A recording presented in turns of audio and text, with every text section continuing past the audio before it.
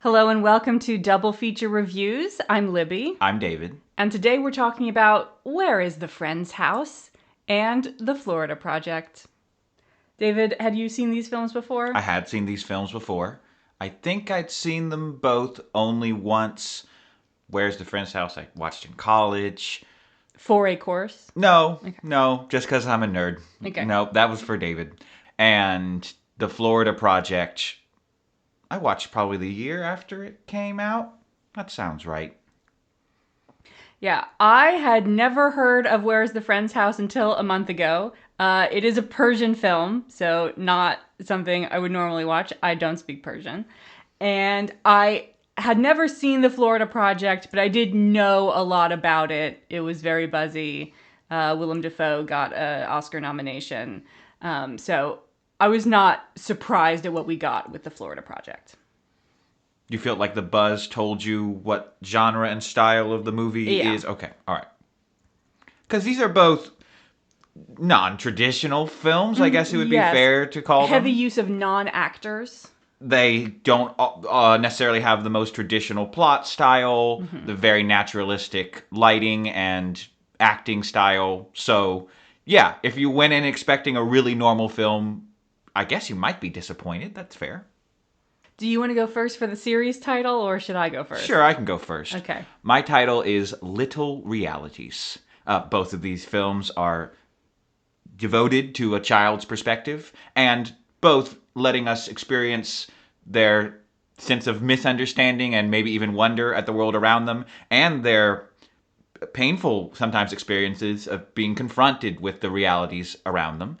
They're examples of social realism, a film movement that really began in the first half of the 20th century or in the mid-century period, and has largely been forgotten by modern filmmakers, where, like you said, non-traditional actors, scenes being shot on set, characters often sort of being Being portrayed shot on location. being shot on location. Thank Yeah. you so much. And The opposite of on the set. opposite of on set, and actors portraying almost themselves to some extent in stories. A focus on the challenges of poverty. It's also a reference to the 1930s and 20s and 40s film serials Little Rascals, which the Florida Project is basically based on and samples some of its dialogue. And part of what makes the movies great is that there are some really cute kids who deal with challenges in some very cute ways. That's a fact. I did ask David to come up with a short title because mine is kind of egregiously long. We got a full subject and predicate going on. I found these films hard to title as a double feature because when you look at things really broadly, they are very similar. But when you zero into any particular, they're very different. So, like, Whereas the Friend's House takes place over 24 hours. Florida Project takes place over a summer vacation. The main character of Friend's House has a clear mission and he is struggling to complete it. The main character of Florida Project is pretty aimless and at ease for most of the film. So I didn't focus on the main characters. The title I have gone with is Parents Without Answers Bring Forth Gods from Machines. All right. I definitely can see the title very clearly in. Well, I'm not sure where the gods from machine parts These comes films in. both have a deus ex machina. I really wanted to find a way to contrast that Friend's House has a traditional deus ex machina. Right. And Florida Project has a deus ex machina where Deus is Disney. Is Walter F. Disney. I don't know what his middle initial is. I think that's a generous or maybe optimistic interpretation of the Florida Project because their problems are not solved. And though they have taken this adventure, whether in reality or in fantasy, I guess is actually a little bit unclear. But even if it is in reality, it's only going to solve their problems, I guess, for a very, very short period of time. Yeah, well, I don't think Florida Project has the best ending in the world. Or some might argue that it has an ending at all. But, in Florida Project, things have finally actually gotten bad, and Mooney has realized it.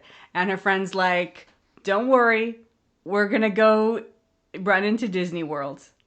The solution is go be in Disney World. Maybe they never leave. Maybe they just move in. Okay.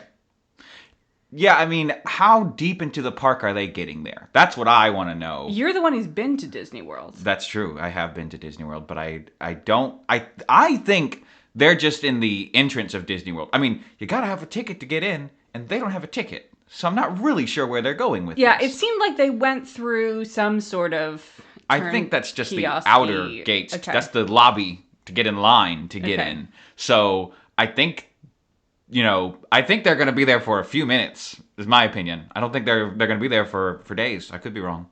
I agree with you, but the film doesn't address that. Okay. So I can't address it in my analysis of the film.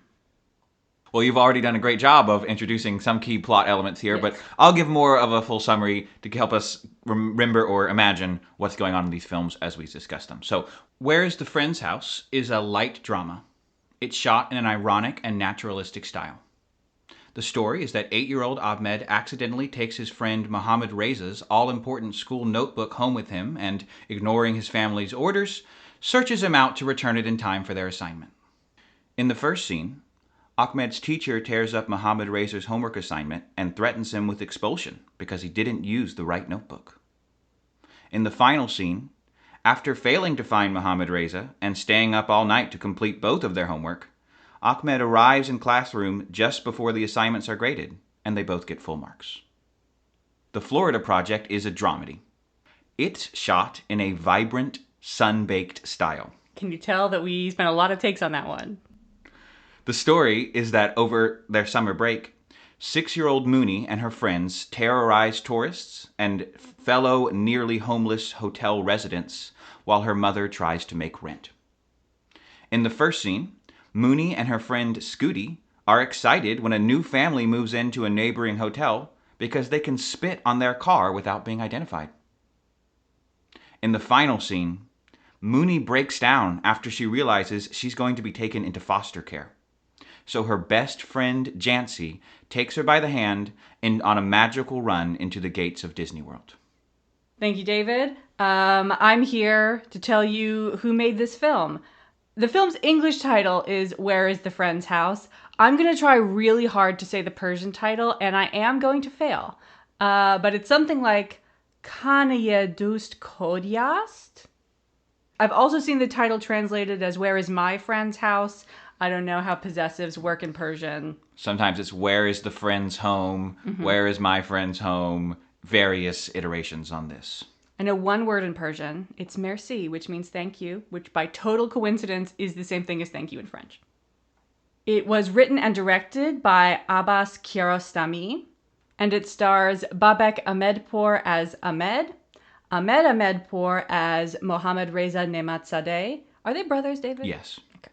So Babek is playing a character named Ahmed, and his brother Ahmed is playing the character Mohammad Reza, which makes it very confusing. This is another name I'm going to struggle with. Kodabashk Defaye plays their teacher. Iran Utari plays Ahmed's mother. Akbar Muradi plays Old Man from Azerbaijan. Rafia Difai plays Ahmed's grandfather. And Mohammed Hossein Ruhi plays the carpenter. So the title, Where's the Friend's House, comes from a poem by Sohrab Sepehri, who is one of the most prominent Persian modernist poets and painters, kind of a Pablo Picasso, Jean Cocteau guy. It's a very nice poem about how you have to remain innocent through your whole life if you want to be virtuous, would be a summary. This film was produced by the Institute for the Intellectual Development of Children and Young Adults, which is a really important and unique institution in the history of cinema. This was a state-sponsored institute. It's commonly called Kanun, Kanun meaning the institute. So Kanun was created by then Queen of Iran, Farah Pahlavi, to bring primarily literacy to children in rural areas in Iran. And in their effort, they started hiring a lot of artist to create original children's book, to translate Western children's books like the works of Hans Christian Andersen into Persian, and That's what the kids need. They need the really sad story of the Little Mermaid. they were hits. And they also started to produce children's animation and receive also some international attention for their successful animations. The Institute became the Institute became a haven for Iranian leftists. An art institute? You shock me. At the time, Savak, the secret police of the Shah of Iran, was heavily targeting leftists, especially in the art space. And this was one of the few places where they could find employment because their work was directed at children, and so thus considered not as dangerously subversive.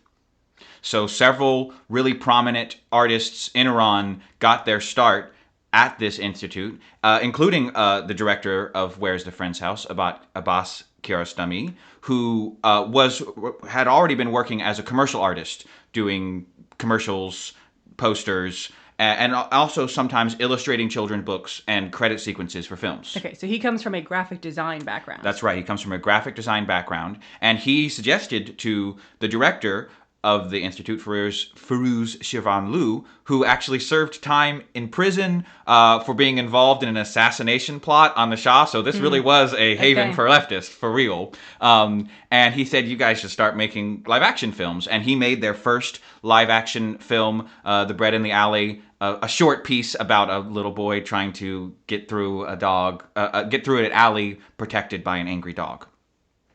Kiarostami made several documentaries about school children's life in Iran. And a lot of Kiarostami's work blends documentary, fiction, docufiction, and his own personal identity and opinions very smoothly together in ways that are hard to divide up. And he became famous in Iran for his documentary First Graders, where he put a hidden camera in the principal's office at a kindergarten, first grade, and in Tehran, and just filmed the kids as they would get in trouble at school and had to talk their way out of it with the teacher. So if you just want to see some cute Persian kids, then you really might want to check out his film First Graders. And that sounds really rough for their future employment. I think everyone's pretty understanding. When you were 6, you intentionally broke your classmate's pencil. Yeah, that did happen. There were some intentionally broken pencils in there. Kiarostami was inspired to make this movie by his own son, who he said, as a young child, had an incredibly strong sense of responsibility. And there was an incident where a guest came over to visit them at their house, and he asked the son to go out and get some food for them, and he didn't come back for like 6 hours. And it turns out that the shops in their neighborhood were closed, so his son had taken a multi-mile walk all around the city to try to find food because he was determined to not come back empty-handed. I think it has to be said that this could have easily been a triple feature, because both of these films, I believe, take direct inspiration from the classic 1948 film, The Bicycle Thieves, the Italian film that really helped to launch neorealism and became the most acclaimed movie of its time. Is it also about kids? It's about an adult and a child. And like that movie, these films are almost entirely cast with non-professional actors who are sort of taking on their own identity in the role of the movie. And this is the school that the Ahmedpour brothers went to in real life. Their teacher really was a teacher at that school. It wasn't their teacher specifically, but he really did teach at that school. And, the teacher said that it was very easy for him to play his role because he just walked in and did the same thing he would normally do in a classroom. Babek was cast because Kiarostami saw him watching a funeral procession, and he was watching it with such an intense sense of responsibility and anxiety that he knew that this was the energy he wanted to bring into the movie. Yeah, he is very good at looking at things. Yeah, he is very good at looking at things. I really know what you mean. Before this film, Babek had never watched film or television. He didn't have a television. He didn't even really know what film was or exactly what all of this meant. And Kiarostami directed him mostly by encouraging him not to think about the movie as he acted. For example, in most of the serious scenes, he would be behind the camera giving him some arithmetic problems, some addition and multiplication problems that he had to come up with the answer to by the time the take ended. So he was trying to get him to just not think about anything and give out his lines. I have to say that I think Rebecca's performance in this film is truly amazing. It is. And not only is it engrossing and entertaining and cute, the emotion and the variety of emotions that he's able to express in such a naturalistic way, it's one of the best acting performances I've ever seen. And so the fact that he wasn't even really trying to act at all for the movie is evidence that Kiarostami's process of bringing these people who had no film experience in was able to pull out these truly naturalistic performances. He's talked about how he very intentionally avoided any type of artificial light and for the most part refused to shoot any type of interior scenes because the technical setup required to create those environments would take actors out. So he shaped the entire filming process around how can I help these people have a truly naturalistic reaction. Was the house that is Ahmed's house in the film the Ahmedpur house? I don't know. Okay. I think it's not. Okay. Because I've never heard anyone say that, but I don't know. I do think it's a really lovely house. It's actually very pretty and well apportioned. So, I think he just found the prettiest house in the village. Is my guess. This film is and shot one with a big enough courtyard to set up all the cameras. Yeah, I don't think that's where he lived. This film is shot in Kokar, the village that it's set in, and half the time. It's in the Rastad Ahmabad. I'm probably pronouncing that wrong. Area, which is an area. It's about 250 miles northwest of Tehran, where Kokar and Poshta are situated. The film was released in February of 1987 at the Canoons Theater, and so a single theater release, or did it later get a wider release? You know the Iranian. I don't know the answer to that question. They're not trying to help us with the stats. That's right. I do not know how much this movie cost to make, how long it took to make it, or how many people went to go see it. Probably a decent number of people did go see this movie because it was released shortly after First Graders, which was a bigger hit in Iran with all of those cute kids. And so at least some people went to see it because Kiarostami had become something of a household name. The film was received very successfully initially in Iran. It won the Golden Plate at the Fajr Film Festival, which is the Iranian Best Picture award.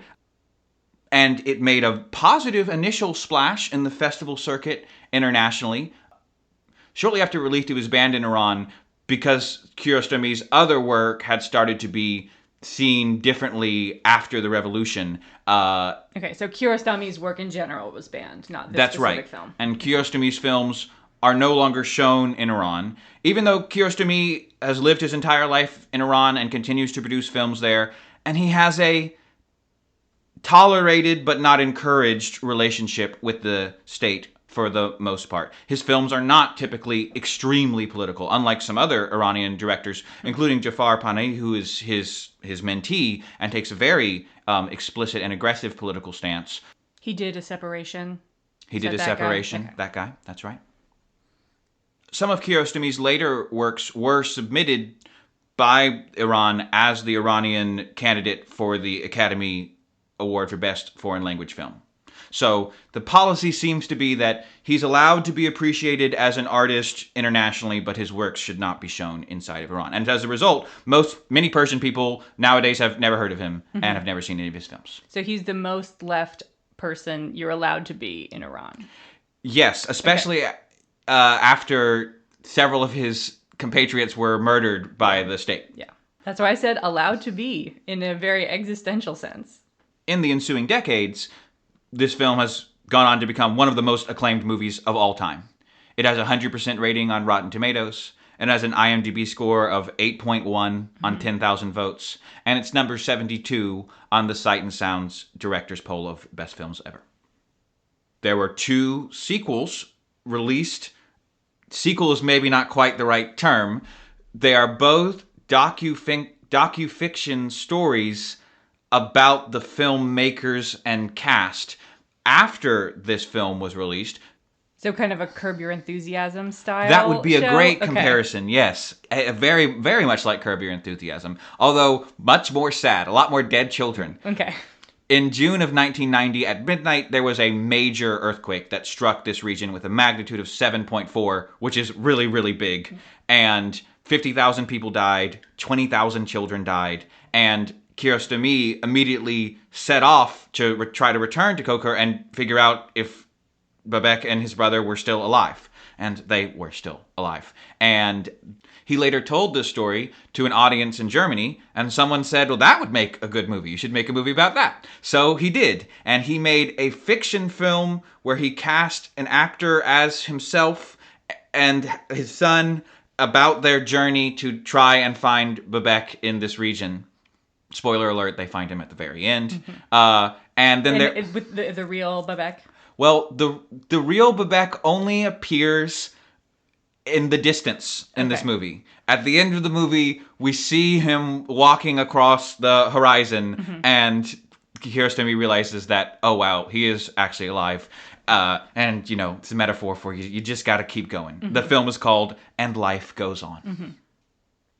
And then there's a sequel film, Through the Olive Trees, which is a docufiction portrayal of the making of And Life Goes On, where Kiarostami hired a professional actor to play himself, directing another actor playing himself. So we had Kiarostami directing Kiarostami directing Kiarostami. I don't think I've ever heard a triple layer docufiction before. Kiarostami loves this stuff. He loves it. Have you watched that? I have. Is it good?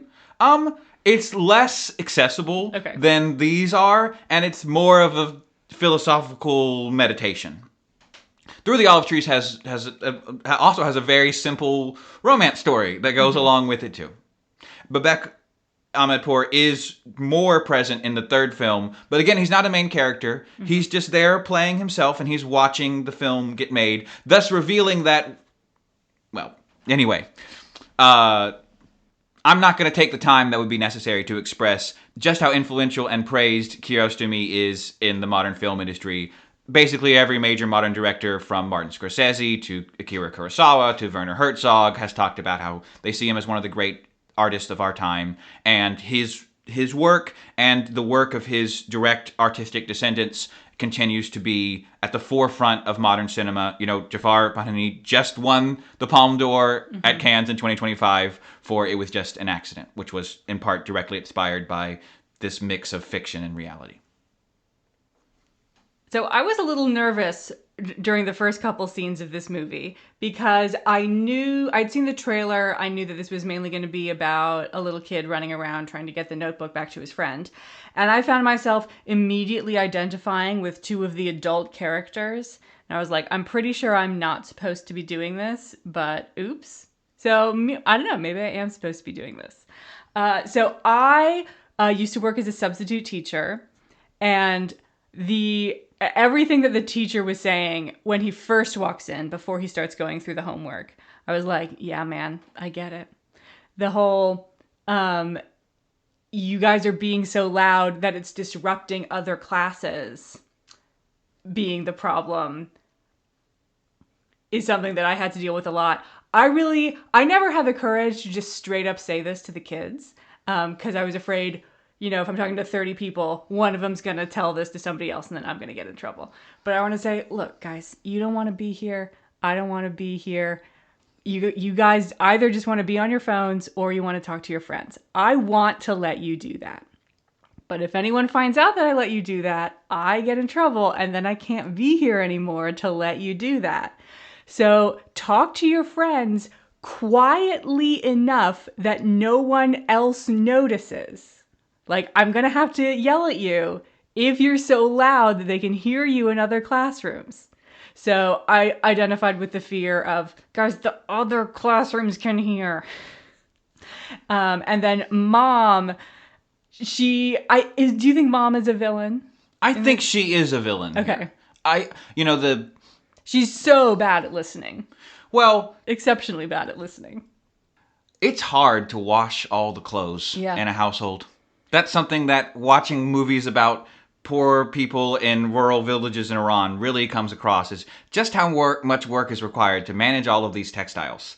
And I think she is consumed by that task. Yeah, and also she has a toddler, or maybe like a 1-year-old, that she's also trying to take care of. So I think mom is sort of operating in the minute, and she can't take in any new information. Yeah. So it is unfortunate for her middle son that he can't get through to her at all. But she is like, the only thing I can do is do this laundry and keep the baby from dying. That is taking max bandwidth, and I can't process anything else. I think he does get through to her because, he's saying, I accidentally took my friend's notebook. I got to go back and return it to him. And she is saying no, and she's engaging in the conversation. I mean, I don't think she's engaging in the conversation. I mean, we're relying on subtitles, which may be inaccurate.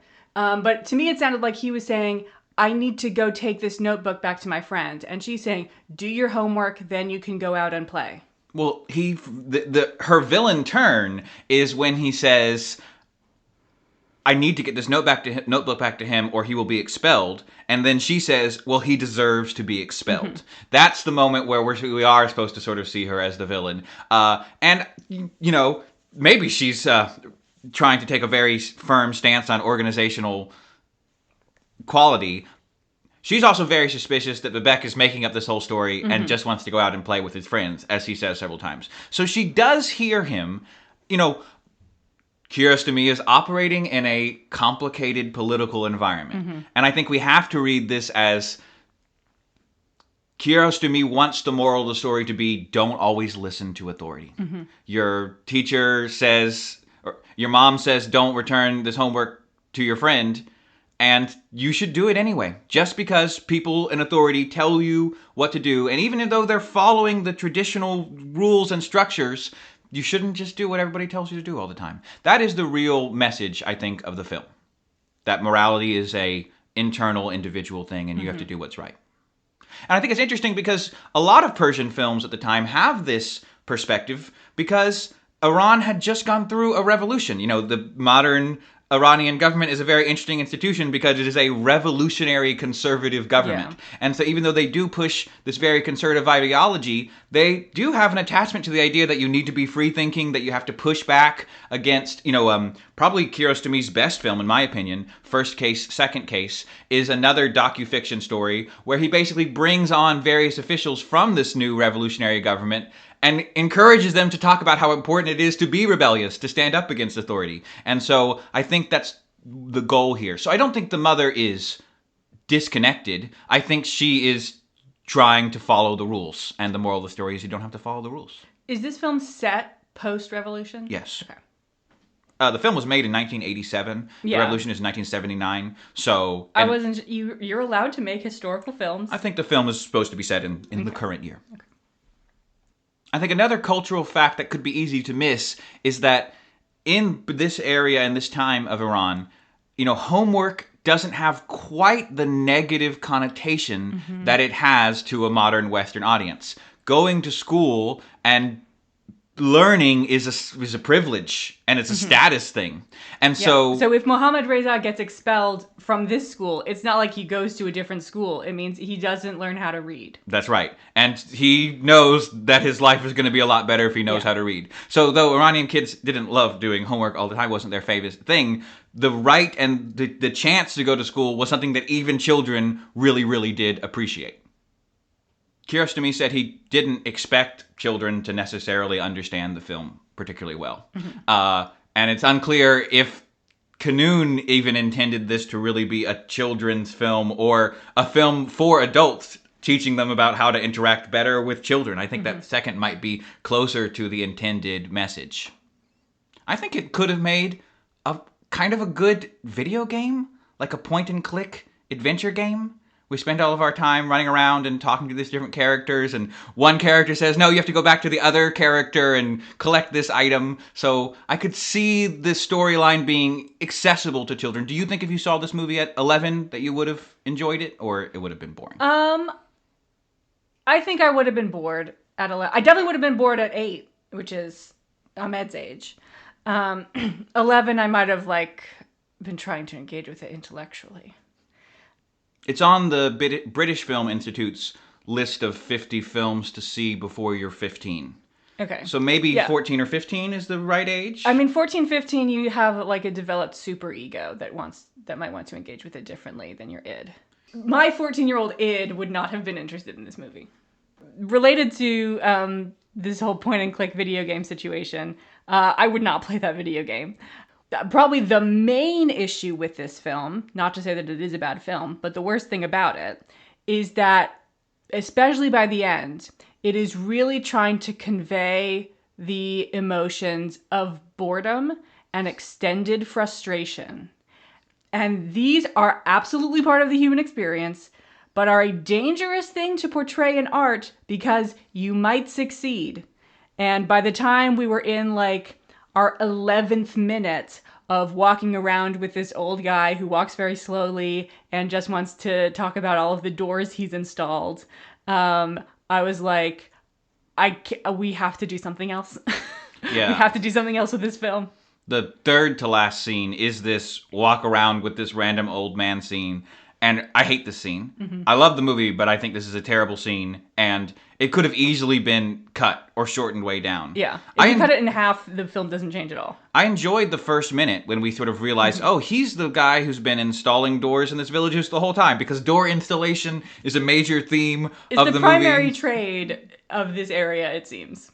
And so I enjoyed that sort of big picture of time look that he adds to the story, but I really did not enjoy the let's see how bored we can make Bebek be for over 10 minutes, which we really, really didn't need. So I would love to see that film. Basically, we should meet the old man, we should hear about how he installed the windows, and then we should immediately get to the dog. Yeah. Everything in between, I can't at all justify why that's included in the movie. And I agree with your analysis. If your goal is to really help us understand just how boring being a child is a lot of times, that is not something I really need to understand better, and nor is it something that I want to experience through a movie. Mm-hmm.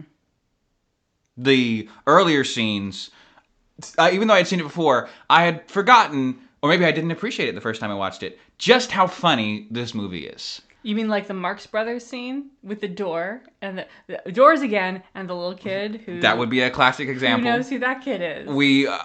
There's a lot of ironic cinematography where the way the camera is set up happens to be set up just in that moment really changes the way that you interpret the scene. Like you're talking about where we think maybe we finally found Mohammed Reza, but we can't tell for a while because the kid is carrying a door in front of him that just stands behind a donkey. And then once he drops the door, he's standing behind a donkey and walks with the donkey. His face is always obscured. That was really funny. The scene... And our point of view, this is from Ahmed's perspective at that point, and Ahmed just never moves. Well, he's too polite. He's meeting this new family and he doesn't want to cause a ruckus. Right, but they're on the street.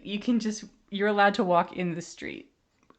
Well, he's in front of their house. He's trying to be polite. Also, he's been standing in front of a bunch of houses going, Nematzadeh! Nematzadeh!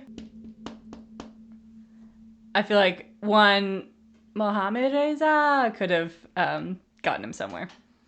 The scene, I think, just before that, where he first meets who he thinks might be his friend's father, is also really, really funny. And more door installation content, where his father, the dad, is trying to sell a door to an old man and keeps telling the old man that the door will last his whole lifetime when it's very clear that probably won't be much longer. Although, for what it's worth, that old man that he says, hey, I don't need a door for a lifetime, is actually much younger than he appears on screen, as we discover in And Life Goes On, and we meet that actor, and he was like, just so you know, I don't actually have a hunchback. They aged me up like that.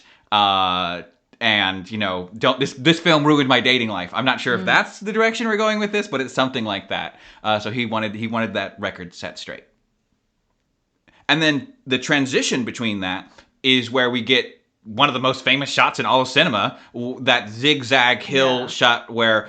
we get the same shot maybe 3 or 4 times in the film. This is the best one, where we see Ahmed chasing the donkey up the hill. And of course, the ironic cinematography of that zigzag hill shot is all about the challenging journey that feels like it could be simpler, but you got to run up one side of the zigzag and the other side of the zigzag just to trace your steps back to where you were the first time.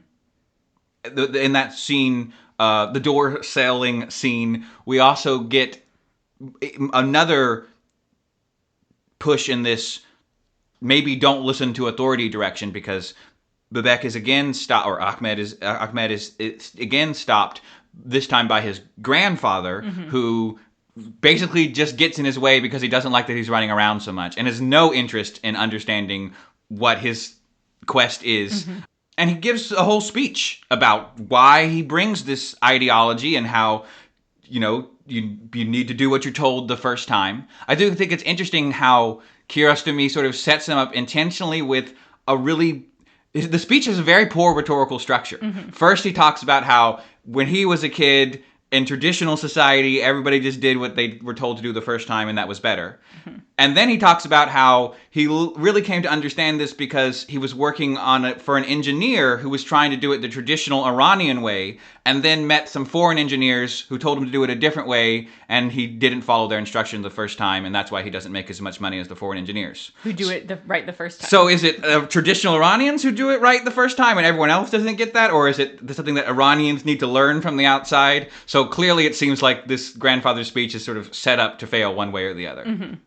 Yeah, another grandparent scene, authoritarian grandparent scene, is grandma always saying you need to... Well, she doesn't... She's very passive-aggressive, Ahmed's grandmother. We first see her when he is upstairs, and she says, "Why did you leave your shoes on when you went upstairs?" Apparently upstairs is supposed to be clean, so you change into your slippers when you go upstairs. Downstairs is allowed to be muddy. And then later, we're back in the courtyard, and she's going upstairs, and she says, "Look, I take off my shoes when I go upstairs. I take off my shoes when I go upstairs." And then I think the final taking off shoes when we go upstairs instance is with the old man who makes doors. We see him in one of the few sequences that does not have Ahmed in it, when he's getting ready for bed, having given up on helping Ahmed find his friend. Very clear shot of him taking off his shoes and changing into slippers before he goes upstairs. I thought that the third instance was confusing. I was like, okay, I'm pretty sure we're not supposed to like grandma, and she's annoying with telling us to always take our shoes off. But then we had this other character who, it was unclear to me how we were supposed to feel about him. It wasn't as obvious that he was a villain like the mom or the teacher or the grandma. But he still takes off his shoes before he goes upstairs. I think I see the grandmother in a less villainous light. I mean, the only thing she does is say, you need to take off your shoes before you go upstairs. Is Ahmed going upstairs to get the notebook? Is that part of the quest for the notebook, or is that just a separate issue? I think he's getting water. He's getting he's getting the bottle to get milk for the baby. He needs to get the bottle so he can get milk, so then his mom will stop paying attention to him so he can run off and find the notebook. So it's indirectly connected to the quest.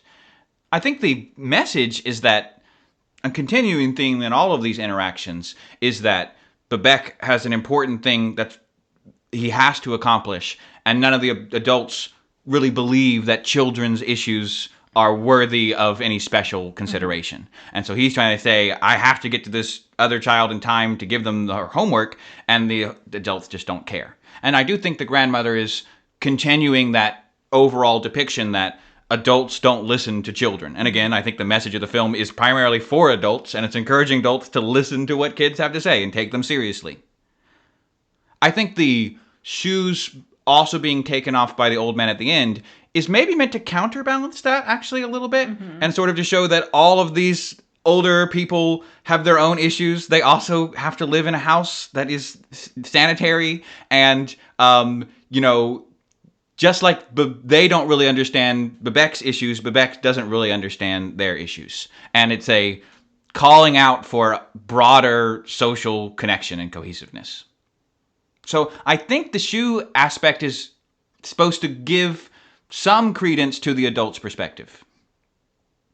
Kind of in the same way that the weird speech that his grandfather gives on its surface sounds like a pretty good speech. And I could see some people watching that and being like, yeah, I guess he has a point. You did leave out the sequence where he said, my father, every other week, oh, yeah, he gave me a penny, and then on the alternate weeks, he beat me. And sometimes he forgot to give me a penny, but every week he remembered to beat me, and therefore that's how I became the man I am today, who's shitty to his grandson. He seemed to expect some big laugh line from this, and the person he was telling the story to was just like, okay...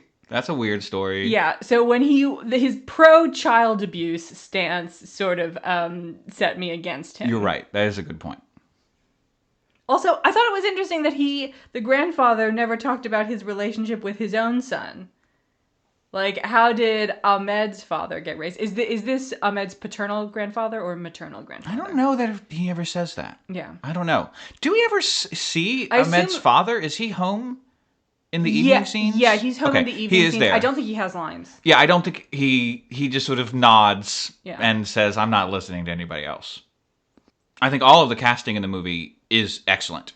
And when I first saw it, I knew that there were some first-time actors appearing in it. But I thought that it was a mix of first-time actors and professional actors. I thought that the father was played by a professional actor.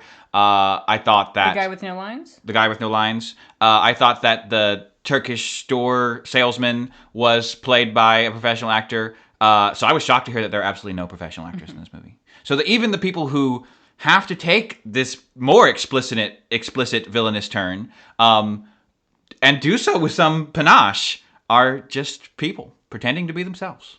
That's an impressive acting. Yeah, Daniel Day-Lewis, you've wasted your life.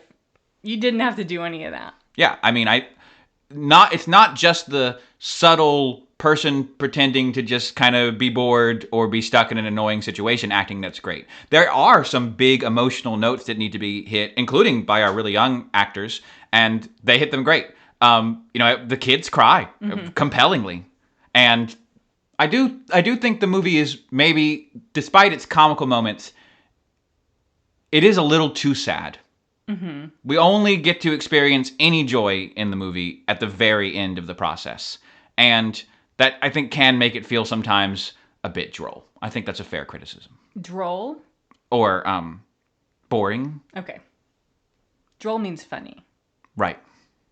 From what we were saying earlier, I think we have different perspectives on what happens at the very end.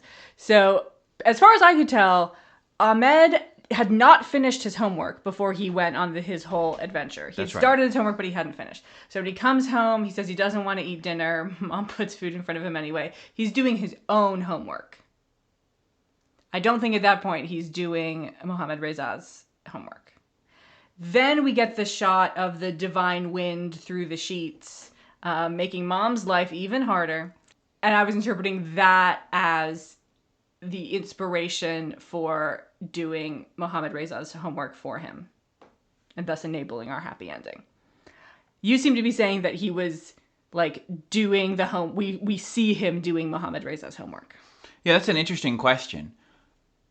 I think your interpretation makes for a good narrative structure. Mm-hmm. I like that a lot. I don't know. Or we could even say that Allah does the homework, and that's why the handwriting is the same.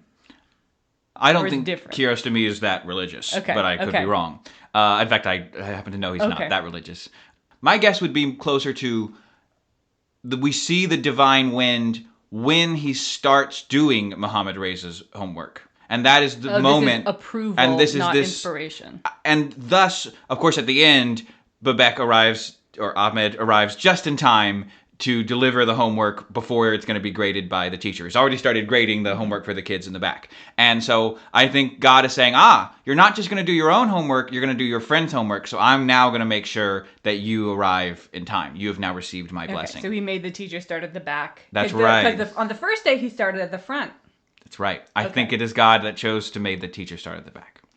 I was surprised at the end that he never got in trouble for not bringing back any bread. Because originally he's allowed to leave the house because his mom says, okay, you can go get bread. And then he goes off on this multi-mile adventure. but he doesn't bring home any bread. And no one really seems that mad about it. Forgot that she asked about this. Yeah, okay, I see. Have you heard of the phenomenon called momnesia? I can imagine it from your description. Okay. Yeah, I think that is a good explanation. Because she specifically said about to get bread. He was out for 6 hours and did not bring home any I'm surprised he didn't get in trouble for disappearing well into the night. I really expected there to be an in trouble in home scene. On the other hand, or even oh my baby, I'm so glad you're safe. Either one of those would have made sense, but the parents have no reaction. I was kind of dreading the Matt, you get in trouble when you get home scene. I just didn't want to see this poor kid get in trouble again. Yeah. I was like, oh, now we're going to have to watch him get in trouble when he gets home. So I was kind of glad that we skipped it, but it did feel a little bit inconsistent logically. I think the film needed that moment. Maybe it would have been nice. I like your idea. Some sort of joyful moment where they are glad to see him home and we get a little bit of emotional respite. The film has basically no music to set the tone and the mood. The only music we really hear are in these shots where he's running up the zigzag hills. Of course, zigzags are a bigger visual metaphor throughout, and there's zigzag alleys that he's constantly running through to get through the different houses in the neighborhoods. So the only times we hear music are in these very most of the film is shot very close up on an intimate level. Sometimes it is down at the child's eye level. Sometimes and when we do shoot him from above, the camera is often explicitly placed on some sort of raised platform, giving us an excuse. It's at a child's eye level if we happen to be looking down at this child from a raised platform. But in these ironic scenes, we often pull the camera way back, get basically a landscape shot, and just see the figures running and small across it. And it's only in these detached scenes that we actually get music. And then the music is often comical and light and encourages us. I think it's the same every time. I think you're right. And encouraging us to laugh at this really hard and painful thing that this child is going through. I'm also curious, has this ever happened to you? Did you have any moments as a child where you had to go on a quest that you believed was right and no one would listen to you? Or is that a foreign experience for you? No, I'm an introvert. I see. My quest is be alone. What would you have done if you had found Mohammad Reza's notebook? How would you have responded? I did actually kind of have a similar friend. So Mohammad Reza does his homework, but he does it on what we would call loose leaf paper. And his teacher wants him to do it in a notebook so that you have all the homework from the whole year and you can compare what you did. Which, that is a reason. Okay. That's not a great reason, but that is a reason. Unlike shoes, where we don't really get a reason. Yeah, I didn't have any friends who, did their homework in the wrong place, but I did have one friend who would do her homework, but then not bring it to class. And so she was like failing out of math because she just kept forgetting to bring her homework. And I did sort of I brainstormed some things about how to help her with this, and I just really couldn't figure anything out. If we lived in the same house, maybe we could have just packed it for her. But I didn't know what to do. Yeah. You sure she was doing her homework and not just saying she did her homework?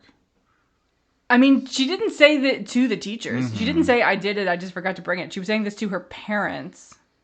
There were definitely some times where we did homework together. And she also, knew the material. So, either she did the homework or she was able to figure out the material without doing homework, which should also be allowed. If you get an A on the test, they should ignore your homework turn-in rate. Yeah, that was my policy as a student, which is why I was often in trouble at school, because I just didn't do the homework most of the time, and I was like, I think I'll be able to figure it out if you test me on it, so I just don't care. This led to me having a very troubled childhood, so I definitely learned that sometimes you have to do what you want, even if it's not what authorities tell you to do. In fact, I learned that lesson a lot. Yeah, I think it's good that you didn't go to a public high school. Would have been an adventure. Yeah. So I think that's it for Where is the Friend's House. David, do you have a request to make of our listeners? I do, actually. Another film that I know I really want us to cover, but I'm not quite sure what direction to go, is Heavenly Creatures, the Peter Jackson drama starring Kate Winslet. And on one hand, there's kind of an obvious pairing that could go with it, because the characters in Heavenly Creatures watch a movie throughout the film, a really, really good movie, Orson Welles' film, The Third Man, and we know we're big fans of Orson Welles. And so I kind of thought that would be an interesting comparison to sort of contrast their dark journey with the dark journey in The Third Man. But then there are also some movies that are actually more about the story similar to Heavenly Creatures. There's like The Innocents from 1961, the adaptation of the Henry James novel, and we need to talk... The Henry James novel, not called The Innocents, called The Turn of the Screw. The Turn of the Screw, thank you. And there's also... we need to talk about Kevin, a recent Tilda Swinton film, which we're big fans of Tilda around here, also about troubled teenagers. And I'm curious if either one of those pairings or something else seems really good for Heavenly Creatures, or maybe for The Third Man, what to maybe pair with The Third Man if there's a better option. Like, well, don't pair that with Heavenly Creatures. You got to pair The Third Man with something. Mm-hmm. So I'm curious if anyone has any opinions on either Heavenly Creatures or The Third Man. Thank you all so much. Now we're going to move on to The Florida Project. This is a 2017 film written and directed by Sean Baker. Chris Burgach also has a writing credit. It stars Brooklyn Prince as Mooney, Bria Vinaitia as Haley, Willem Dafoe as Bobby, Christopher Rivera as Scooty, Valeria Cotto as Jancy, and Mela Murder, that is her Instagram handle, as Ashley. It's probably best to see this as a Sean Baker, Chris Burgach co-production. Both were involved from the initial inception of the project, and they've worked together on many different films. They got their start on a irreverent adult comedy show, Greg the Bunny. They exploded onto the scene with Tangerine, and then Starlet, and then came The Florida Project. After this, they made Red Rocket, another successful film. Really, the concept came from Chris Burgach's personal experience because his mom lived in Orlando, and he would travel down there regularly, and he stayed at the Econo Lodge that's right behind the orange world that we see in the film at 4 years old, and loved to look at his window at the orange world. And he said he was there as a tourist. As a tourist. So he said he's been location scouting this movie since he was 4. When Chris Burgach lived in Orlando, he saw a lot of what the term of art is, hidden homeless people that are living in the hotels, largely off of the charities that are operating in that region. And as he formed this relationship with Sean Baker is one of the foremost directors trying to put more of a focus on lower class people in film and talk about their stories. Sean Baker is also the micro-budget king of movies. He's made all of the best movies that have been made in the last 20 years for less than $100,000. His film Takeout is one I would really recommend. That's definitely the best movie that you'll see that was made for less than $5,000. I can basically guarantee you that. Do they have to pay for takeout? That's a good question. Takeout's expensive. It's a good question. Did the takeout, did it replace the catering? I don't think so, but also actually I take that back. Probably yes. A lot of most of Takeout is shot in a working Chinese takeout restaurant in New York City, where the restaurant would operate kind of from 9 to 5, and then in the evening they would do their shots there. And they also shot a lot of the backgrounds while it was actually running. So I bet the actors hate some of that food. Also, if you aren't using union actors, then you don't have to feed them as much. Sean Baker does not have a great relationship with many of the unions in the film industry. That is a fact. And that's become very much a Sean Baker trademark, is filming at operating food establishments, including the Orange World and the Tasty Freeze that we see in this movie were real Orange Worlds and Tasty Worlds out there, although that Tasty World has now been torn down. But there are others in the area. It's a franchise. I was really worried that there would be nowhere to get ice cream in Orlando, Florida. Wait, we'll get out of the way that Sean Baker also directed the 2024 film Anora, which just won the Palme d'Or at Cannes and the Academy Award for Best Picture. So yeah, it's that Sean Baker. He wanted to make the Florida Project before Tangerine, but Florida Project was going to be way too expensive, and so he had to make another micro budget to earn enough clout. Clout, I guess, is the best term. I really want to give a special shout out again to the casting in this film, which is, in my opinion, amazing. The casting director is Carmen Cuba, and originally the producers wanted to bring in a star to play Haley. They wanted it to be Britney Spears or Miley Cyrus were the proposals, both of which I think could have done an interesting job. But Sean is totally dedicated to this, bringing in first-time actors. He really wants people to not say non-professional actors, but first-time actors, because he paid them and they want to make more money doing acting now. So he would like us to call them first-time actors. So he considers him. He has a huge focus on bringing in first-time actors into all of his movies. That's very much true here. Again, Christopher Rivera, who plays Scotty, was actually... Scooty, excuse me. Christopher Rivera, who plays Scooty... Scotty is way too normal of a name for any of these kids, David. My mistake. Was living at a hotel in a struggling family at the Paradise Inn in Kissimmee, which is right across the street from the Magic Castle. So when shooting began, he was living in that hotel. Jancy was discovered at a Target. Sean Baker just saw it at a Target. And Mela Murder and Bria... help me out here one more time. Sorry, Bria. Vinaitia. She knows her name is hard to pronounce. She does. I'm sorry. Mela and Bria were both cast from Instagram. Did he want Willem Dafoe playing Bobby, or did he want another unknown? That's a good question. I don't know how Willem Dafoe got attached to the project, but you're right that not every actor in this work is first time. Certainly not Willem Dafoe, who received a lot of acclaim and was nominated for the Academy Award, and people love him. And it's certainly a candidate for a person who's been in the most things. Yeah, very working actor. Yeah. Brooklyn Prince, who plays Mooney, was not a first time actor, and Sean has talked extensively about just how professional Brooklyn was and how professional her process was, and has really encouraged everyone to have a lot of respect for this young actor. She in the big closing scene where she has to break down and crying, it was all of her own emotional processing that led her to build that performance. And she is the anchor of the movie, even though it's really Bria's character that actually has the most, I would say, to do in the story, maybe? Yeah, I think Haley is the protagonist of the story, but Mooney is the perspective character.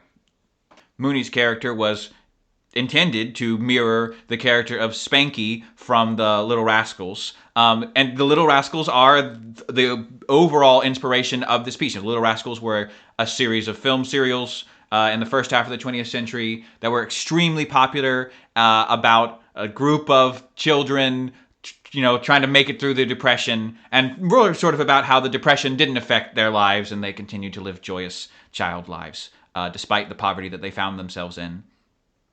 And Spanky was the littlest of the Little Rascals at the time, and his job was to sort of ignore the story and then come in and have these scene-stealing cute comments, which he was extremely cute and he did a great job at it. And so several of the cute things that Mooney says in this movie are taken from the Little Rascals. Her whole conversation with Jancy about the jelly and I eat it all, the jelly and all that stuff, that's taken as a direct quote from a Little Rascals short.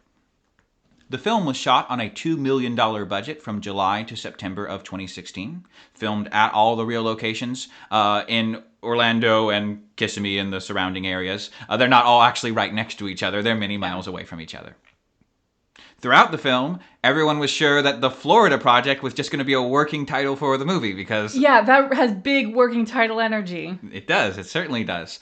So the Florida Project is a reference to Walt Disney World, whose original production name for the project was the Florida Project, and Walt Disney famously gave a big speech when he was going to start building it in the 50s called the Florida Project, where he described his plan for Disney World. Of course, it's also a reference to the idea of the projects, a sort of semi-subsidized housing environment where poor people live and struggle, which this could also describe. That makes it better.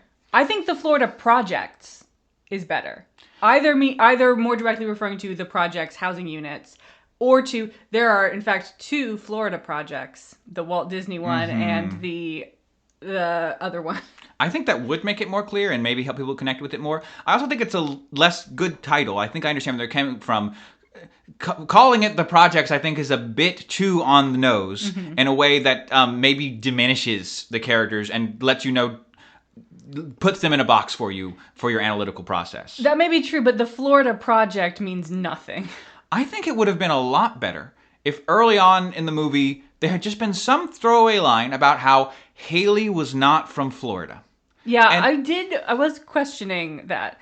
Was she a spring breaker who got pregnant? Is that what happened? No, I think we're led to believe that she is a native of Kissimmee. I think we're led to believe that. But it's not She clear. doesn't have any contact with her parents. It's also not clear if, like, Mooney goes to school when it's not summer. Well, Mooney is 6, so it's possible that she, I don't know exactly when the year break for the Florida school systems is, but it's possible that she is about to go to first grade for the first time. I think if early on in the movie we had just established very indirectly that, like, Haley had moved to Florida to try to start a life after she had a failure, or, after Mooney was born or whatever, in some other part of the world. Then the title could have this third interpretation of the Florida project is a project that Haley is trying to do to build a life in Florida. And I think that would have sealed it. Yeah. So I think that could have been easily added and made the title stronger. We certainly had time to add content to this film. Yeah, it's the Where's the Friend's House is a neo-realist project, but really does, except for that last scene, really does have great pacing and present a story that you can just appreciate. Third to last scene. Third to last scene. Thank you. Third to last scene. Where's the Friend's House brings a story that you can follow and appreciate. It's just a good story, a good yarn. I don't think we could say that about the Florida Project. It has the neo-realist aspect where it's not focused on the core plot that basically happens in the background, and it's really all character and setting establishment pieces. And if you don't like that, you might not like this movie. Yeah, like about, 45 minutes in, I turned to you and I said, David, is a plot ever going to manifest? And you said no, which is incorrect. This movie does have a plot. It just starts really, really late in the show. I think the first hour needs to be cut down to 15 minutes max, because there's a lot of establishment of characters and establishment of setting. And films do need that. Not an hour and 10 minutes of it, though. I think this is a common problem with a lot of Sean Baker's projects, where they have this great concept and a great setup and excellent cinematography, but then there is this core part where maybe it's the budget talking and there's just not enough content for the movie. So we basically just repeat the same character establishment experience over and over and over again. And these are really like 60 to 75 minute movies, not 90-minute to 2-hour movies. And I guess the industry isn't ready for that, / Sean is padding out his time. But even so, I think it would have worked better if we had introduced the plot issues earlier and then have like 5 minutes of plot, 5 minutes of padding, 5 minutes of plot, 5 minutes of padding. Because once we actually get to the plot, we move through it with relatively good pacing. There's just an hour beforehand that we didn't need. I do know that originally there was more plot. And halfway through filming the movie, Sean woke up and decided to rewrite things extensively. Originally, Bree was going to get... Haley was going to get addicted to heroin, and then that was how she was gonna Mooney was gonna be taken away from her. So there was a lot of stuff that was going to be the original script that got taken out. But I agree with your analysis again. I think we can have the house on fire scene. We could have that shortly after they meet Jancy. Yeah. It's not like we need to have all of these other adventures before we get that ball rolling. And that is where something of a plot does start to emerge. Maybe when I said that when you asked, does a plot ever emerge, I was interpreting it to be, do these events that we're watching on screen ever feature in a plot? And the answer to that is no. You're right. In the first hour, we just get a bunch of stuff which does introduce us to the characters, but is not relevant to the plot. And then in the second hour, we kind of rush through a plot. So mixing them up, I think, could have worked. And we don't have to have Scooty rat everybody out as soon as it happens. That's something that could come with time. Maybe there's some more investigation that happens, and the arson appears that they might actually be getting onto them, and that's why Scooty chooses to confess. And you could also extend it by having Mela Murder's character, Ashley, maybe giving Haley a chance. Mm-hmm. We could get a scene out of that. Well, they are friends for a while. I think once Ashley finds Yeah. out that Mooney Oh, started so maybe she Mooney tries to did the arson, forgive. then she cuts Haley Yeah, immediately. yeah. So I think we could have gotten a scene of her going to Haley and saying like, do you know what Mm-hmm. happened? Mm-hmm. Like Yeah, yeah. that's good. So much about the way the movie was shot was influenced by what was happening while they were filming it, partially because their budget was low, which is why it kind of makes sense that the script might have to evolve depending on what happens. Was the motel still a functioning motel while they were Yes, filming? the hotel continued to operate as a hotel, and they would film around them. Did Willem Dafoe check anybody in? I don't think so. I don't think anyone. There are candid camera shots in this, in the sections where Haley is selling perfume to people at the resorts. That's all candid camera, where those are people that don't know they're being filmed and they had to rush up right afterwards and get their release. A big problem in this film, including for those shots, is just how much industrial noise there is in the Orlando area. So a lot of those candid camera scenes had to be cut or re-edited around because there was a giant truck backing up noise or something like that. Also, the helicopters, which are helicopter tourism, is a moderately thriving industry around Disney World, and they did not plan for the helicopters to be in the movie. There just kept being a lot of helicopters, and so then they incorporated that into their storytelling flow and started to film around the helicopters. So instead of trying to wait until the helicopters left, they would start filming right as the helicopters took off. And the helicopter station was literally across the street from them. So it was an ever-present. And we did have a scene of all the actors throwing middle fingers to helicopters, perhaps as some sort of catharsis for Sean Baker. I think that's right. Sean Baker was pretty stressed out about that whole process. A lot of the children's dialogue was heavily improvised. There was a script that was used for shooting, but a lot of times Sean would be off screen feeding the lines one by one to the children, and a lot of times he would give them sort of prompts and then they would make it work. So like a classic example of all this. Yeah, it seemed like there was a lot of text for 6-year-olds to be memorizing. A classic example was the rainbow shot. So their big rainbow shot where they talk about the leprechauns. Originally, there was going to be a CGI rainbow, and it was going to cost them like $50,000 to put in this CGI rainbow. But then one day it rained a lot, and there was this giant rainbow stretching all the way across the sky. And so Sean said, there you go. We're just going to do that. And the director of photography and Chris Burgach, the co-writer, were on set producing the film the whole time. So they fit that in at the last second. So then they just sort of brought in the girls, and Sean says, really, I just need their hair, so you don't need to have them do makeup. Had them stand in front of the rainbow, and started filming them. And then Sean Baker said, so what's at the end of the rainbow? And then the children give their lines about how there's a leprechaun, and the leprechaun is not going to let you have gold. Which, of course, that is an amazing line, and does so much to set the overall tone and structure of the movie, written by these children who had no idea really what the rest of the movie was about. The leprechaun is the man. The leprechaun is the man. And we have to kill him. That was the impression I got. That was the impression. Did they say we have to kill the leprechaun, or they just? No, they said the leprechaun won't let you. They won't let you get the gold. So tough to be the leprechaun, maybe. You make some better life choices, leprechaun. The part about the rainbow was originally going to be in a totally different scene where they were on one of their adventures and start talking about it, but then they decided to put it in right there. The cranes that come and mess around in front of the hotel. The birds, not the machines. The birds, thank you. Really, those were real cranes, again, that they didn't plan for. They just showed up every day. In fact, they would be tapping on the glass while they were trying to film. And so Willem Dafoe's no harm, no foul line, which has been immortalized, was not planned. That just sort of came to be. Oh, one thing you had asked about was the TV shows that we hear everyone watching and listening to. Yes, are those real TV shows?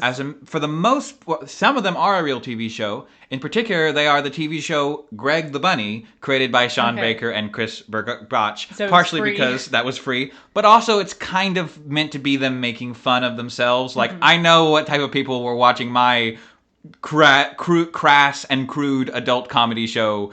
It was these types of people. We all know who was watching this show.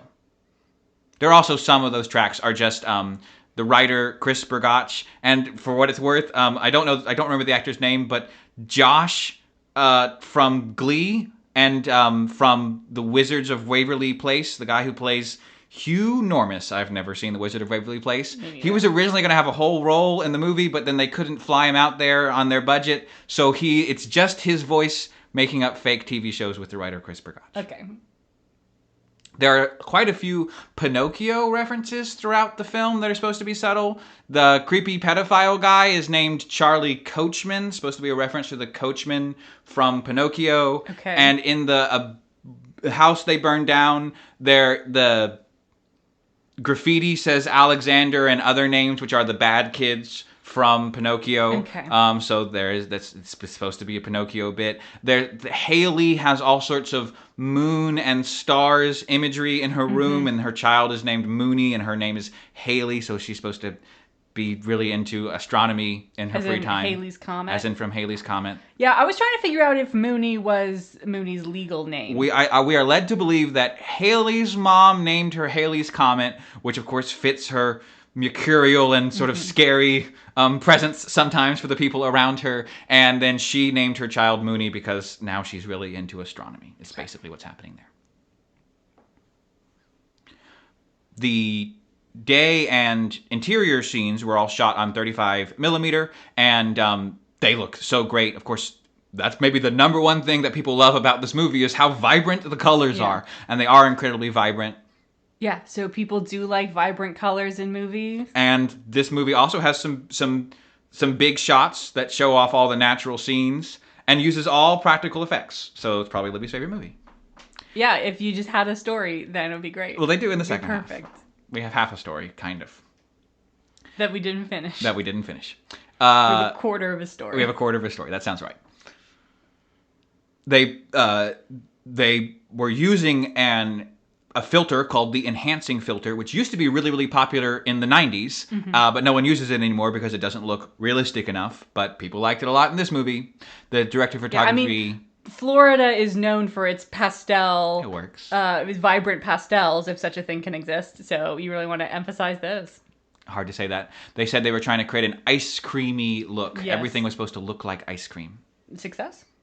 The night shots... and some of the exterior shots are all shot on a digital camera. And of course, the final sequence is not shot on any type of fancy camera. It's shot on an iPhone. Yeah. And honestly, it looks like an iPhone. It's an iPhone 6S Plus. They should have gotten some lessons from Steven Soderbergh, who we focused on in our last episode, who is an expert and has shot in several successful feature films entirely on iPhones. This was a little bit before that time. And they had to, of course, shoot on an iPhone 6S because they shot illegally inside of Disney World. Yeah. Disney World definitely... the Disney Corporation has done everything it can not to talk about this movie being like, this is not our problem, we just run the theme park. And so they did not endorse that. Which maybe explains why we really get so little of that Disney experience. All of these hotels are still operating. Room 323 is often available at the Magic Castle. It's not like it's always booked or anything. Does it have the little hearts drawn in? No, they had to take all the stuff. Chris Burgach has advocated for the Magic Castle turning it into a Florida Project themed room, but I don't think they said that every day people come to the hotel and ask about the movie, but it's not typically paying customers, people who are coming to ask. How much extra would you pay to stay in the Florida Project I'd room? pay twice. I'd pay twice. But again, I don't think I need to. It sounds like I could just go there and say, can I have room 323? And they would say, sure. So go do that, people. You should be doing that. The film was released in May of 2017. It had a semi-limited rolling release. It had a total box office return of $10 million. So that's a 440% return on its nominal budget of $2 million. It was received very well by critics. It has a 96% rating on Rotten Tomatoes. A lot of reviews saying, it's so innovative. I love the focus on the underclass. I love the creative story structure. So, it's very good. But also some comments about how there's not actually that much of a story and there are some pacing issues. The creative team really thought they were in for a big success at the Oscars because there was just so much buzz that moved outside of just the film world, but people just thought it was a cool idea for a movie. And I think they were disappointed that they only got one nomination at the Oscars and the BAFTAs for Willem Dafoe. Their most famous, Not anyone. yeah, I think their most industry person. They really wanted that nomination for Bria. They really, really thought they were going to give it to her, and it didn't happen. She got nominated for lots of other things, but not the biggest ones. And Willem Dafoe didn't win. He lost at both the Oscars and the BAFTAs to Sam Rockwell for 3 Billboards Outside of Ebbing, Missouri. That's a long title. And a performance that's nowhere near as good as Willem Dafoe's performance. I mean, it's fine. He does an okay job in that movie. It's an okay movie, but yeah, Willem Dafoe was robbed. I think that's clear. I assume Willem already has Oscars and maybe Sam doesn't. Sometimes they take that into consideration. I'll look up Sam. Willem Dafoe has been nominated for 4 Oscars and lost every time. Oh, okay. Sam Rockwell has... including after this, for Eternity's Gate in 2019. Okay, Sam Rockwell won for 3 Billboards, but had not gotten any nominations before that. He has since been nominated for supporting actor in Vice. Willem Dafoe was robbed. That's fine. I mean, Willem Dafoe does a good acting job. I think this character is bad. It's a bad character, and nothing happens to it, and there's no character development. Also, like, this is not a real person. Yeah. There is no motel manager for this type of motel who is that nice. That doesn't happen.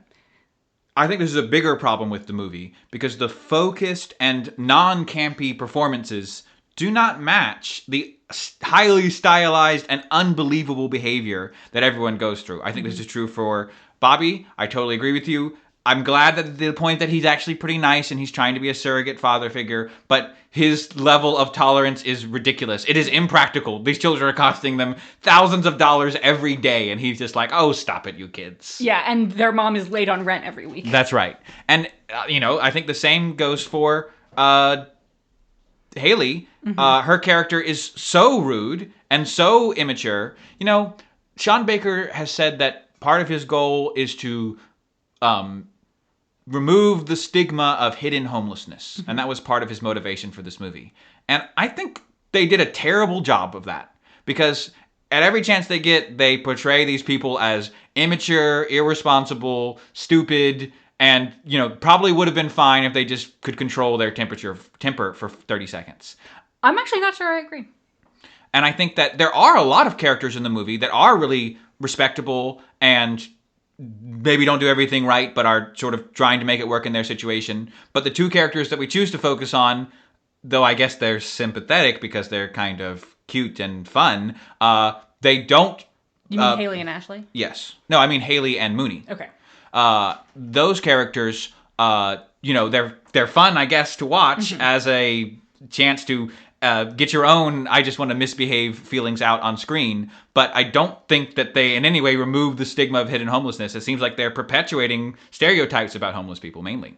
Yeah, I mean, I think Ashley and Jancy's grandmother are much more sort of likable characters. But then they get very little screen time, and everything they do is just in reaction to what Haley and Mooney do.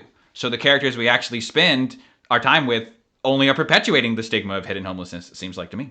Yeah, so I have a question about the end. Did you feel like it was good that Mooney was being taken by Child Protective Services? Yeah, that's a tough one. Anytime anyone gets taken to Child Protective Services, you can't help but think about all of the horrors that you hear about the foster system and the terrible things that people go through there. And I've definitely heard some horror stories that are a lot worse than whatever challenges Mooney is going through right now. And so it'd be easy to say no there. There are also people that have very positive experiences in the foster system, and they feel like their stories never get told. So that's why it's hard for me to say. Obviously, Haley really loves her daughter and is committed to taking care of her daughter. And she's not starving to death. She doesn't have tuberculosis. She's doing okay. I'm not sure. I think she should have already been in school, and the film never said that she didn't go to kindergarten, but I wouldn't bet that she did. In fact, it's not a legal requirement to go to kindergarten. Definitely not in Florida. And she has a line to Jancy where she talks about, I think school is like this. So I think we're given the impression that she has not been to school. So I think... Yeah, I mean, I think Haley would be happy to send Mooney to school because then she has time when she can run her business, as it were, without having to worry about her daughter. I mean, I don't think she's not like supervising Mooney during the day for the most part. Mooney's just running around. So at least from 9 to 5, that doesn't seem to be the issue. Although that's not the most frequent time for her business, and they don't have night school for kids. So should Mooney probably be going to kindergarten one way or another? That might be good for her. She needs to practice her dictation or whatever they're teaching kids nowadays. Right now it's summer vacation. So sure. So let's put that issue aside. It's clear Mooney is not in a safe environment. That's true. And she's had some close calls with some really unsafe situations. So far, she's been fine. So to try to answer your question, what I found interesting was that Haley never seems to resent Mooney. Like, I kept expecting that to happen because obviously Haley's life would be way easier if she didn't have a kid to take care of. Food costs are cut in half. If she needed to just like sleep outside on the ground, she could do that occasionally. And she, wouldn't have to worry about hiding her while she is doing her sex work. So I kept expecting Haley to get mad at Mooney, but she never did. Yeah, I mean, I think the film is unwavering in the fact that Haley loves Mooney, that her whole life is built around trying to make Mooney's life good. And that is undeniably admirable, and I think that's why we can't help but sympathize and want the best. I mean, I think the real answer is that Mooney's fine now. The problem is going to be what it's going to be like from 2 years from now, when Mooney maybe doesn't have a great way to get to school, maybe is starting to get into more serious trouble. So the DCS would say that this is a preventative measure. No, Mooney has not been directly traumatized, assaulted, whatever else. She did burn a house down. She managed to escape that burning house, so she didn't die that day. Yeah, she is guilty of arson. So should she be taken away from her mom just because she's guilty of arson secretly? No, but I can't come down hard against DCS. I don't think I'll give. I guess Sean. To me, it wasn't clear if she was. They kept saying this is just a temporary thing. I wasn't sure. Well, it's temporary during the investigation. Yeah. But then pending the outcome of the investigation, it's probably not going to be temporary. Right. So I wasn't sure if this was just like, Haley is going to jail, and so we need to put Mooney somewhere else or if they were like, it doesn't matter what the outcome of Haley's trial is. It matters what the outcome of Haley's trial is. If it were Haley to be acquitted, then Mooney would be returned to her. Okay. But she's not going to be acquitted. She's going to be convicted. She's going to be in prison for 6 to 18 months, and maybe she'll be able to get Mooney back when she gets out. Probably. But then in the same situation. In the same situation. Yeah. She's not going to have a job. She's not going to be more hireable after a stint in jail. If you're asking me what's better should Mooney be taken away or should Haley get a job? Yeah. Well, the Haley getting a job story sounds like a nice outcome. But that's not the same question as should Mooney be taken away. Well, I mean, it's unclear if getting a job would help because Ashley has a job and Ashley's in this same financial situation. Ashley is not... Scooty is not going to get taken away from Ashley because Ashley's paying rent without needing to do sex work. And that's what Haley wants too, right? That's the plot, is that Haley was hoping that Ashley was going to get promoted and then get Haley a job working at the Waffle House, and then, Haley wouldn't have to do sex work anymore. That's the plot of the film. And so I think, Haley is a job away from keeping Mooney. That seems fair.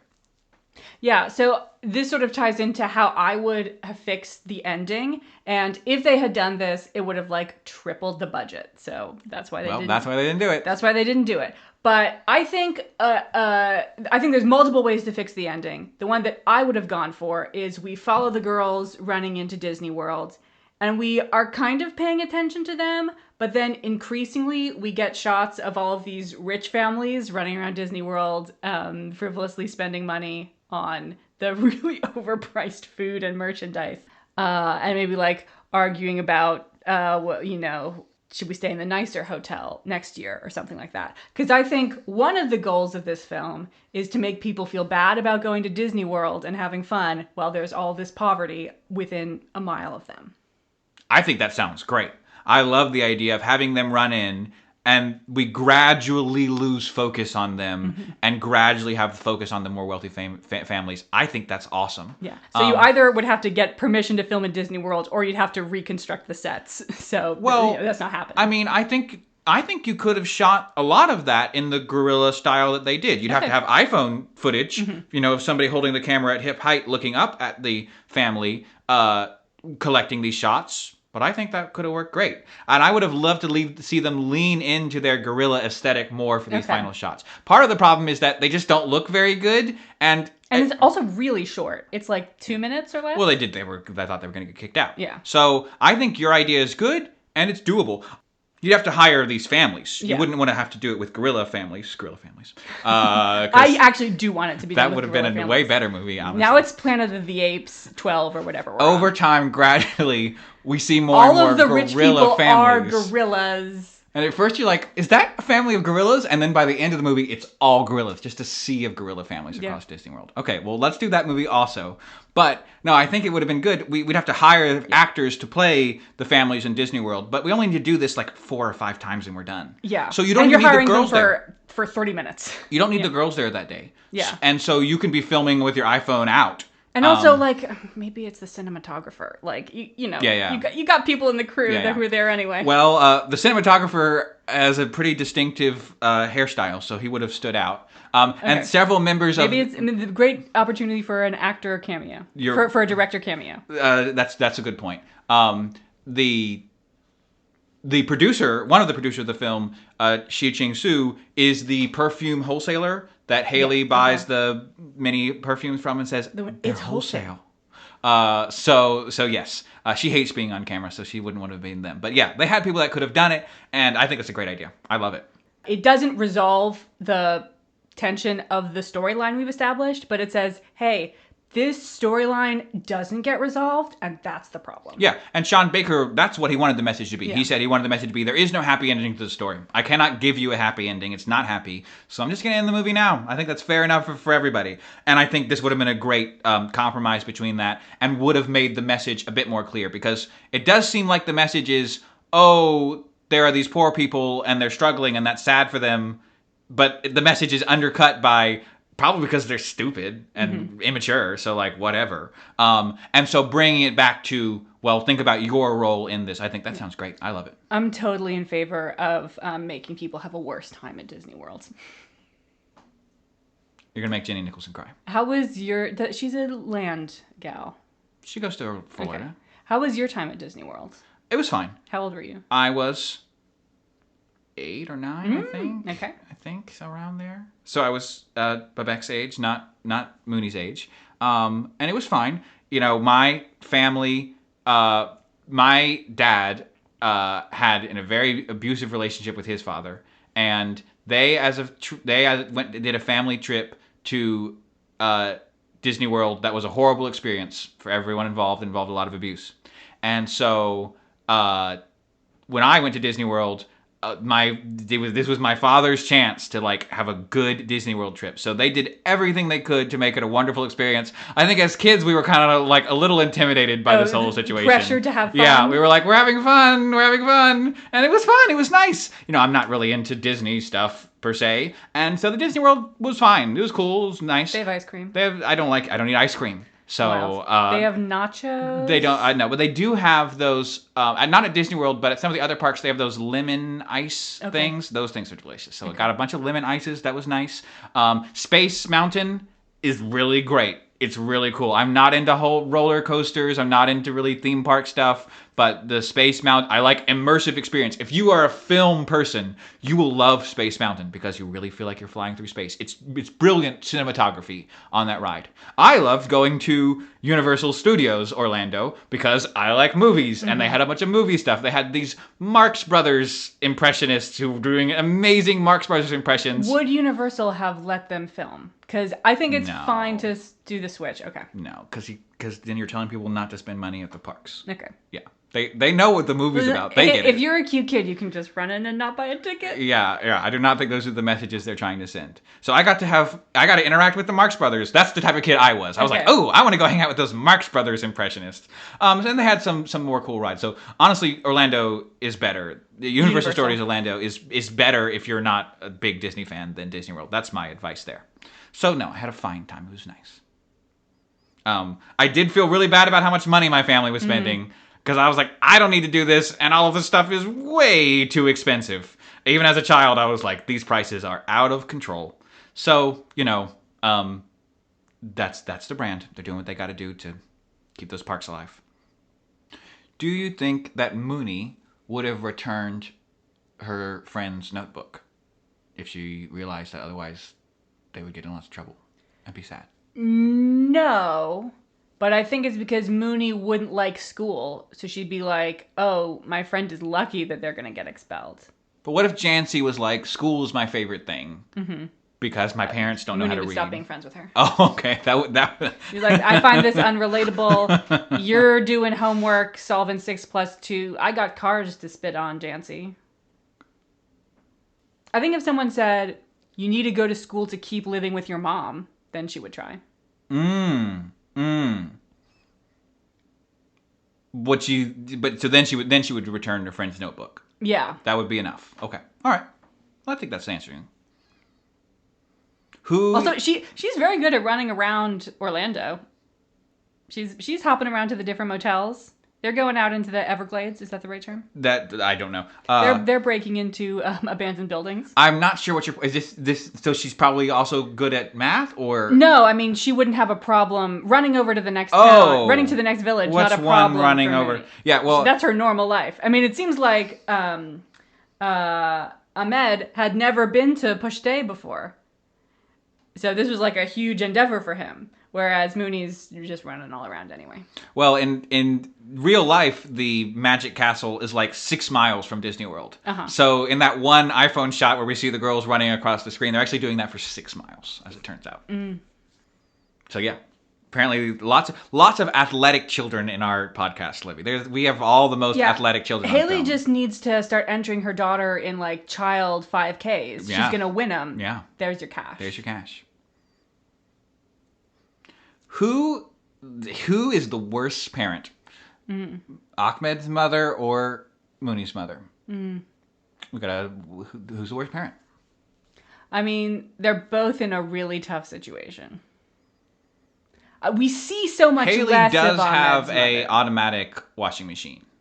Yeah. So that helps her. That's helping her a lot. I really think we got to focus on that aspect. She also is doing full-time childcare. Whereas That's right. Ahmed goes to school. And she's also a single parent. Yes. So yeah, Ahmed's mother is not the breadwinner. That's true. So her life is hard, but also kind of low pressure. Okay. Like, gotta keep the baby alive. You gotta keep the baby alive. That's pretty easy. Okay. You just put food in it. All right.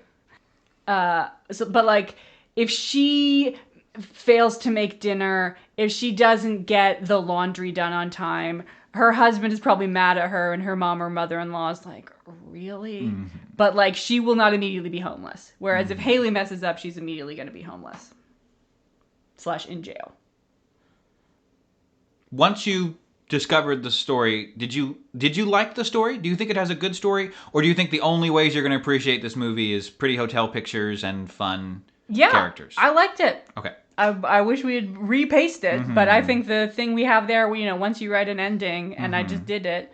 You did do it. Is good. I think the Rose cameo is one of the better ones. What? Rose is the lady who's initially sunbathing topless by the pool, yes. And then later on, boobies, and later on she and Willem hook up, and she's just like, Willem, you gotta chill out, dude. You gotta chill out. So I really enjoyed her performance. I liked how both of these movies really put the focus on everyday people. And, they're not subtle about that being the theme of the movie, but they really succeed. And they put a focus on everyday people and their interactions with the landscape and the world around them. The landscape of rural Iran and its hills and alleys and paths, and the landscape of Florida and both its natural landscape and the human landscape of the Tasty Freeze and the highways. And I think in both cases asserting that these are normal people, whereas people who are cinema snobs, everyone thinks that they are normal. Is what I'm saying. And the average human is living a life way more similar to Mooney and Ahmed's than to Michael Clayton. Yeah. So we watched Where's the Friend's House first, and then Florida Project. David, do you think that was the right order? I don't think it really matters here. Yeah, I agree. It seems like it works either way. I mean, for most people, The Florida Project is going to be an easier movie to watch because it's in English, Yeah. because it's vibrant, and because it has some famous people in it. So that might influence your watching order. And maybe for a lot of people, maybe it's better to watch The Florida Project first, kind of get in the mood, then do the slightly. On the other hand, Where's the Friend's House has a much more traditional story structure. It is maybe easier to follow, all things considered, than Where's the Friend's House. Is more kid friendly. You know, your kid can watch that and maybe even enjoy it. So maybe for a lot of people, it would be better to do it in the opposite order, where you watch Florida Project first when you're awake, and then Where's the Friend's House could be a little I bit think more watching the relaxed foreign experience. language when you're more tired is That's right. is a worse idea. Yeah. Also, I'm slightly worried if you're getting no content in the first hour of this double feature. I think we need to put the dead zone in the middle. You know, comedians say start with your second best stuff, end with your best stuff, and hope that they forgive everything in between. So thank you all very much for listening to this episode.